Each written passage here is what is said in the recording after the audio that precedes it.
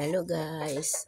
Ito yung gagawa ako ng sealing powder. Kaya ito ang ginawa ko dito, dry na sealing na po ito. Tapos sinalang ko siya sa apoy, and then after that, pagsalang ko sa apoy, ang gagawin ko ay akin siyang, hindi ko siya i-blender. Papakita ko lang po sa inyo yung parang mano-mano na gawain lang. Kasi dati ay na-blender ko po ito. So, ganyan. Nilagay ko sa at saka akin siya papayuhin hanggang sa maging powder siya. Yan.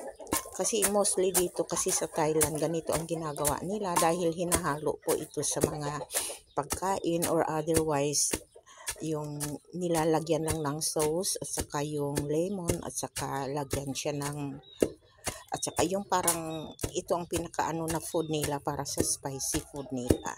So ganyan lang yan. O ayan, powder na siya. Dati ay akin siyang ginagawang anong tawag doon, akin siyang bine-blender. Ngayon hindi ko na blender, parang mano-mano lang yung ginawa. So ganyan lang yan. So thank you very much po.